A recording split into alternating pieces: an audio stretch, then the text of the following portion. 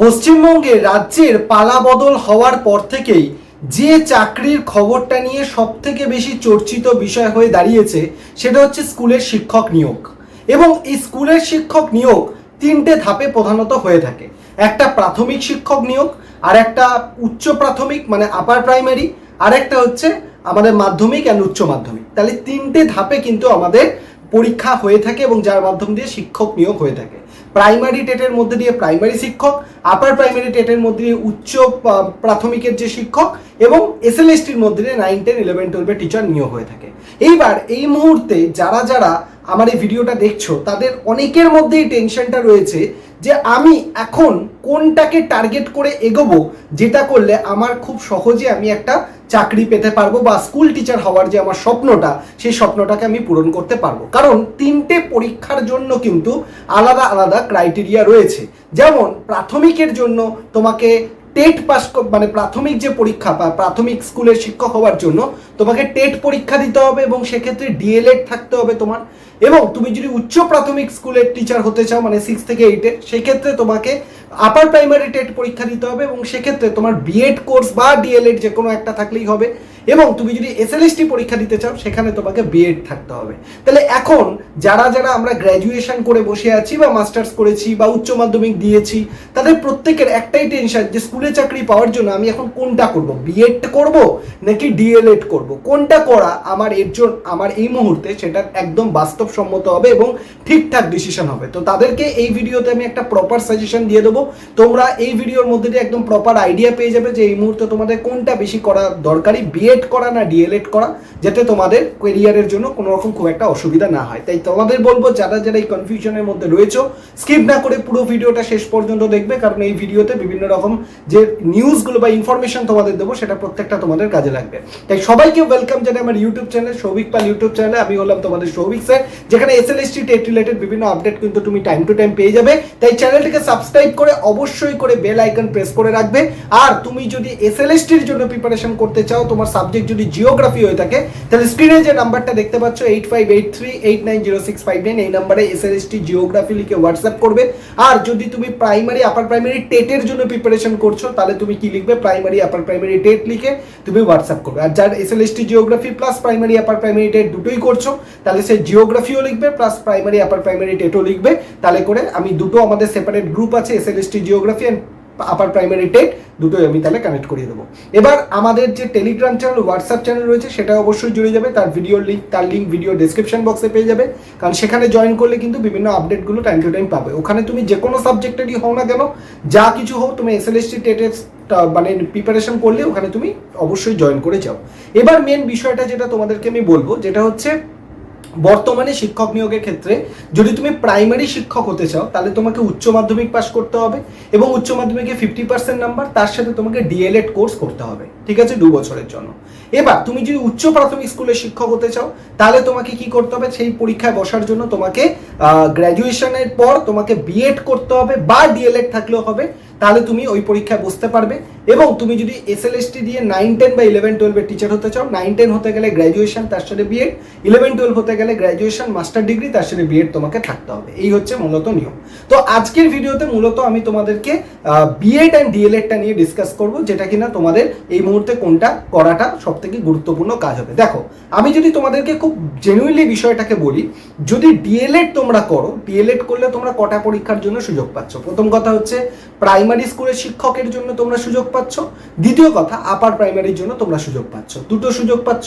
তাহলে ডিএলএড আছে মানে তুমি প্রাইমারি আপার প্রাইমারি দুটো সুযোগ পাচ্ছ। ডিএলএড করার জন্য মিনিমাম যোগ্যতা কত, তোমাকে উচ্চ মাধ্যমিক পাস করতে হবে 50% নাম্বার নিয়ে, তার সাথে তোমাকে ডিএলএড করে নিতে হবে। এরপর তোমার টেট বলে পরীক্ষা হয়, প্রাইমারির জন্য টেট অ্যান্ড আপার প্রাইমারির জন্য আপার প্রাইমারি টেট, দুটো পরীক্ষা হয়, সেটা পাস করলে তার উপর ইন্টারভিউ হয়, ইন্টারভিউর পর তোমার মেরিট লিস্ট প্রকাশিত হয়, ঠিক আছে। এই হচ্ছে মোটামুটি তোমাদের আমি প্রাইমারি এবং আপার প্রাইমারি ব্যাপারটা তোমাদের বললাম। এবার আসি বিএড ব্যাপারটা যদি তুমি করো, বিএড করতে গেলে তোমাকে উচ্চ মাধ্যমিকের পর গ্র্যাজুয়েশন কমপ্লিট করতে হবে। গ্র্যাজুয়েশন কমপ্লিট করার পর তোমাকে কি করতে হবে, তোমাকে বিএড করতে হবে। বিএড করার পর তুমি কি কি সুযোগ পাচ্ছ, বিএড যদি তোমার গ্র্যাজুয়েশনের পর বিএড করা থাকে, তুমি এসএলএসটি মানে স্কুল সার্ভিস কমিশন 9, 10-এর জন্য সুযোগ পাচ্ছ।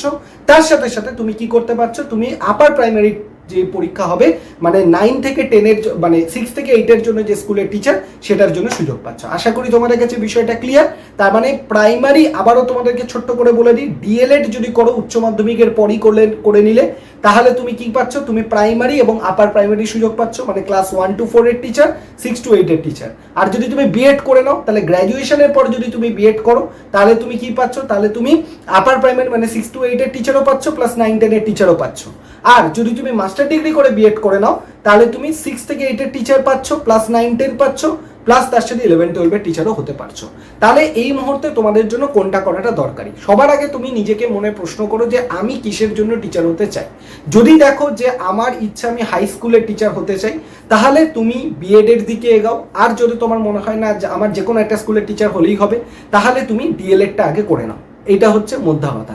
আমি মূলত তাদের কথা বলবো যাদের এখনো ধরো উচ্চ মাধ্যমিক সবাই এই মুহূর্তে পাশ করেছো, যারা এখনো গ্র্যাজুয়েশনে হয়তো ঢুকেছো বা ঢোকনি, এরকম মাঝপথে যারা রয়েছে, তাদেরকে আমি বলবো যে তুমি এই মুহূর্তে আগে ডিএলএডটা করে নাও। এটা সব থেকে গুরুত্বপূর্ণ। উচ্চ মাধ্যমিকের পরেই ডিএলএডটা করে নাও। কেন? কারণ উচ্চ মাধ্যমিকের পরে যদি ডিএলএড করে নাও, তুমি কি করবে, যখনই প্রাইমারি রিক্রুটমেন্ট আসবে তুমি কিন্তু পরীক্ষায় বসতে পারবে। ধরো উচ্চ মাধ্যমিকের পর তুমি ডিএলএড করে নিলে, তারপর তুমি গ্র্যাজুয়েশনে ভর্তি হও। এতে করে কি হবে, গ্র্যাজুয়েশন কোর্স চলাকালীন তুমি প্রাইমারির যে পরীক্ষা, প্রাইমারি স্কুলের টিচারের পরীক্ষা, সেগুলো বসে যেতে পারবে। তুমি গ্র্যাজুয়েশনে চলছো, তার সাথে পরীক্ষায় বসতেও পারছো। ঠিক আছে?